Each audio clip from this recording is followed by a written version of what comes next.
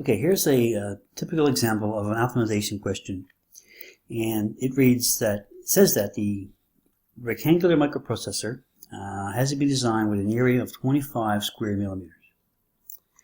And the question states, what must its dimensions be, i.e. length and width, in order for its perimeter to be a minimum? So with all these questions, you're given one quantity. Here we're given area, and we're going to maximize and minimize, in this case, perimeter.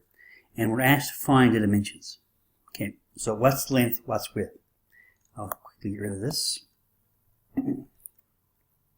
So, again, this is your rectangle. Oops. Semi-rectangle, I guess.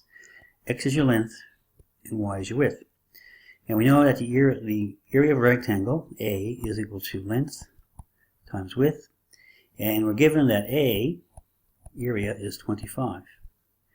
So since these are equal, X times Y is 25.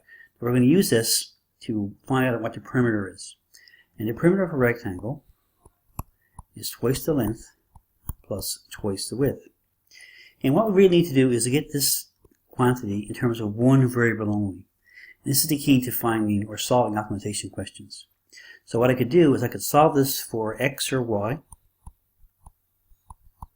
and substitute back into this equation right here. Then I have perimeter as a function of X only. So the perimeter, P of X, is going to be 2X plus 2 times 25 over X. So P of X is equal to 2X plus 50 over X. And excuse me, what you need to do now is to find the derivative and set it equal to 0 and solve for X or Y or whatever unknown you decide to use. So the derivative can be written as P prime of X or dP dx, doesn't really matter. So the derivative of a simple polynomial, a rational function, is 2 minus 50 over X squared. Now if you're not sure where that comes from, you could write this term as X to the minus 1 and differentiate this.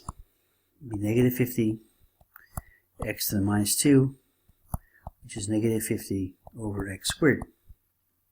That's where the second term comes from. And now we let the derivative equal 0. So 2 minus 50 over X squared equals 0.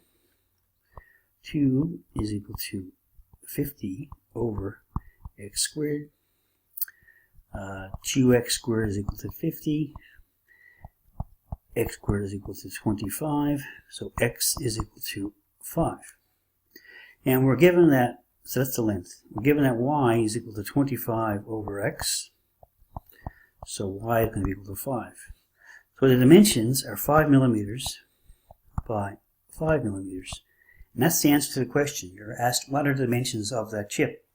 Now to verify your answer is a minimum or maximum point, we have to go back to our second derivative. It's simply to verify.